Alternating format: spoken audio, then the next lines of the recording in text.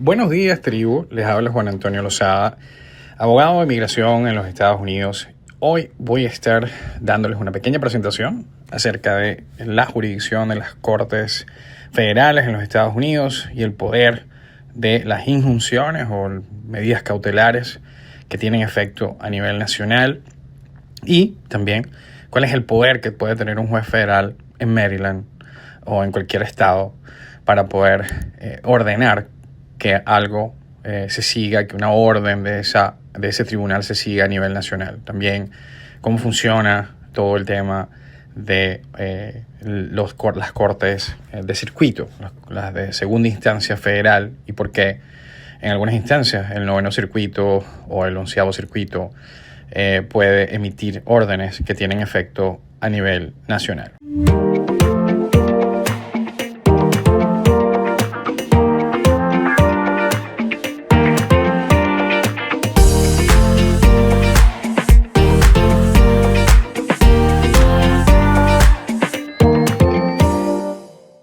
Entonces, lo primero que quiero explicar es que es bien importante que entendamos súper bien estos conceptos básicos del litigio federal, porque si no entendemos esto, se nos hace bastante difícil entender el alcance de estas medidas cautelares que generalmente escuchamos, como ahorita estamos escuchando la medida cautelar de esta jueza en Maryland que tiene efecto nacional, que impide que la administración de Trump pueda incorporar o ordenar a los estados a seguir esa orden ejecutiva que prohíbe la ciudadanía para personas nacidas en los Estados Unidos si sus padres no tienen un estatus regularizado. Entonces, este es un ejemplo muy conocido de una jueza en un estado dando una orden en todo Estados Unidos, ¿no?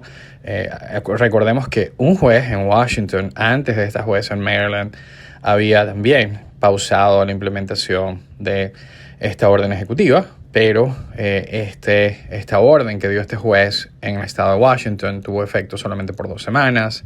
Todavía no había llegado a la fecha de implementación y por ende esta jueza en Maryland terminó siendo la que diera esta orden con efecto nacional. Entonces, esta noción de que porque un circuito está, vamos a suponer el noveno circuito, Oregon, California, también el estado de Washington, el noveno circuito, que es uno de los más liberales del país, este circuito en algunas instancias puede tomar decisiones que tienen un impacto a nivel nacional, así como un juez de primera instancia también puede hacerlo bajo algunas circunstancias, ¿no? Entonces, estos jueces federales, como el de Maryland, aunque ocupan un cargo en un tribunal particular, como en este caso en Maryland, pueden emitir estas órdenes que tienen efecto nacional porque la jurisdicción de ese tribunal se extiende sobre el demandado, ¿okay? No necesariamente sobre la ubicación geográfica de donde ocurrió el daño. Si el demandado es una agencia federal, por ejemplo, en este caso el Departamento de Seguridad Nacional, la política que implementa tiene un efecto nacional, así que la orden puede, lógicamente, tener un alcance similar, ¿no? Cuando el noveno circuito logró pausar la orden que eliminaba el TPS para los salvadoreños, para las personas de Sudán, para los nicaragüenses, para los hondureños, para los haitianos en su momento, porque esta orden venía del Ejecutivo y tenía efecto nacional. Entonces esta corte podía emitir estas órdenes que tuvieran este efecto en toda la geografía de los Estados Unidos, ¿okay? Porque no necesariamente la ubicación del demandado también incorporaba todas las personas que están siendo dañadas o afectadas por esta nueva ley ejecutiva o por esta nueva orden ejecutiva, ¿okay? Entonces, de nuevo, si la política que implementa tiene un efecto nacional, la juez puede dar una orden con un alcance similar, ¿okay? Entonces, empecemos en política migratoria, ¿okay? Si un juez determina que no es constitucional algo, una orden, ¿okay? Esa medida cautelar puede impedir la aplicación en todo el país, no solo en el estado donde la persona está sentada, ni donde el demandante, en este caso si es el presidente o el secretario de Seguridad Nacional que está en Washington, pues también estaría incorporado en esta orden, ¿okay? Entonces es importante aclarar que el poder de estos jueces no es tampoco ilimitado, ¿okay? Esta medida cautelar debe basarse en una clara violación de la ley y debe ser cuidadosamente adaptada para remediar el daño específico causado al demandante. Entonces eso es bien importante. Las posibilidades de obtener este tipo de medida cautelar a nivel nacional es una de esas herramientas poderosas que muchas veces son utilizadas por los grupos de litigio estratégico para lograr cambios sistemáticos, ¿verdad? Cosas que afectan una población a nivel nacional. Entonces son herramientas súper útiles para poder frenar medidas que pudieran ser violaciones graves de los derechos humanos o violaciones graves de tipo constitucional. Entonces, las cortes de circuito, que son las cortes de segunda instancia, ¿okay?, también juegan un rol importante. Si una de las partes apela a la decisión del juez de distrito, por ejemplo, esta juez en Maryland que dictó esta medida cautelar, es apelada, el caso va a llegar al tribunal de circuito correspondiente. La decisión de ese tribunal sienta un precedente obligatorio dentro de ese circuito, sin duda, pero en algunas instancias, si, por ejemplo, ese circuito decide dejar en su lugar la orden de la jueza que tiene efecto nacional, pues claramente ese circuito no solamente está afectando lo que está ocurriendo o lo que está haciendo el Ejecutivo Nacional en ese estado ni en ese circuito, sino en todo el territorio estadounidense, así como la orden de esa jueza de primera instancia lo hizo. Entonces, tenemos que también entender que, si bien es cierto que en términos de jurisprudencia, una corte en Maryland no tiene siempre que obedecer o no tiene que obedecer el precedente de un circuito que incluye California, como el noveno circuito, esta noción de que es irrelevante lo que diga el noveno circuito para el análisis de esa jueza en Maryland tampoco es correcto, ¿no? Porque, sin duda, si no se han pronunciado otros circuitos, incluyendo el circuito donde está Maryland, acerca de ese tema en particular, los abogados demandantes o demandados pueden usar ese argumento y decir, bueno, en el noveno circuito, ¿verdad?, la corte decidió esto y ninguna otra corte ha decidido ese tema.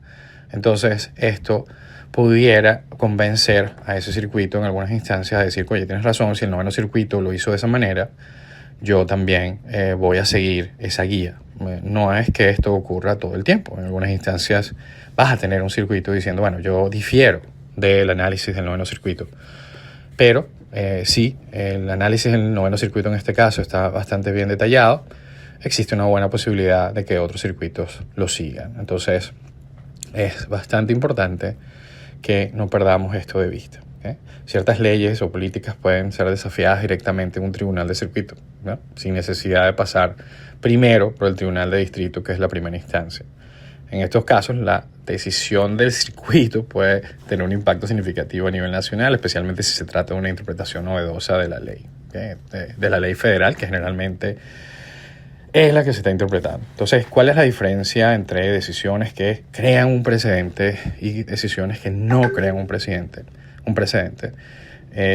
Cuando estás tratando de distinguir estas decisiones, ¿verdad?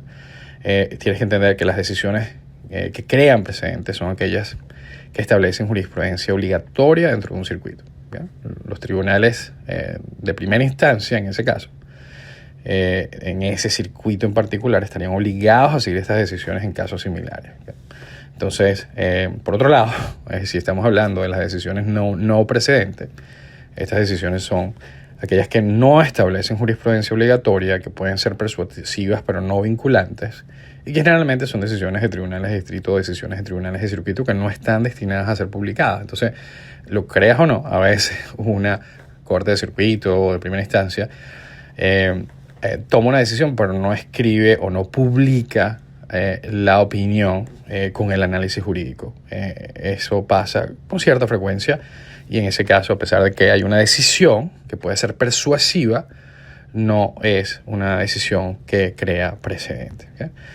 El ACLU tiende generalmente a llenar sus demandas en el noveno circuito y evita el quinto y el 11º, el 11º circuito, porque es que el noveno circuito, que es donde está California, es mucho más liberal. Entonces sería una locura para cualquier persona, por ejemplo, que quiera empezar una demanda para poder parar la cancelación o la revocación de la extensión de TPS. Sería muy poco inteligente empezar ese litigio en el 11º circuito, simplemente porque el 11º circuito es uno de los más conservadores de Estados Unidos. Entonces, cuando organizaciones de litigio estratégico eligen estratégicamente el foro donde van a empezar su demanda, tienden a favorecer aquellos circuitos que son más liberales, porque ahí tienen mejores chances de poder avanzar la causa que ellos quieren avanzar, en este caso, por ejemplo, parar el fin de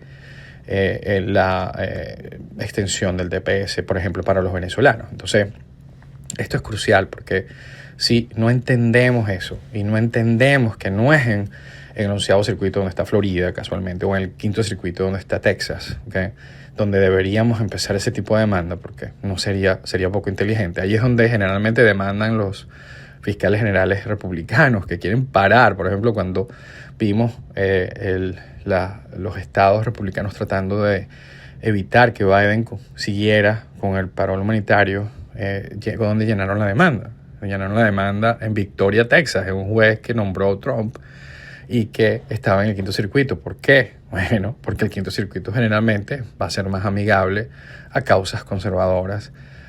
Hay más gente que está dispuesta quizás a seguir la línea política de Donald Trump. Entonces es muy importante que no nos dejemos confundir por quizás algunos profesionales del derecho que no parecen entender mucho del litigio estratégico, que le hace pensar que cualquier circuito es el mismo, que no hay una diferencia importante, o que lo que diga un circuito no importa en otro, porque claramente hay también un impacto que se crea cuando un circuito dictamina algo, especialmente si, como les expliqué al principio de este audio, esto tiene efecto a nivel nacional. ¿Okay? Entonces, de nuevo, 5º y 11º circuito han sido tradicionalmente más conservadores. Esto no quiere decir que nunca vamos a litigar ahí, pero implica que anticipamos mayores desafíos y que la posibilidad de obtener un fallo allí puede ser menor. Así de simple. ¿Okay? En un sistema judicial federal, como en Estados Unidos, recordemos que hay una parte que es federal, una parte que es estatal. El nivel de complejidad es bastante alto. Entonces, por eso este video está diseñado para aquellos, o este audio está diseñado para aquellos que tienen un interés en entender de una manera un poquito más compleja las cosas, los temas, y que quizás les interesa, bien sea por crecimiento personal o desarrollo intelectual, ir más allá de lo obvio, de lo simple, y ya meterse un poquito más en lo hondo con estos conceptos. De esta manera evitas que alguien te pueda decir algo y tú no tengas como un criterio formado para poder decir, eso no es así, ¿verdad? Eso no es así. Entonces, esta serie de audios y de videos están diseñados justamente para eso, para darte las herramientas para que puedas entender por qué hay una selección estratégica de los circuitos basadas en un análisis cuidadoso de la jurisprudencia y de las composiciones de los tribunales, quiénes son los jueces ahí, quién los nombró. Okay, esto, sin duda, en Estados Unidos es una herramienta súper poderosa para avanzar la defensa de los derechos civiles, y es por eso que ACLU lo tiene clarísimo. Un gran abrazo y espero que les haya gustado.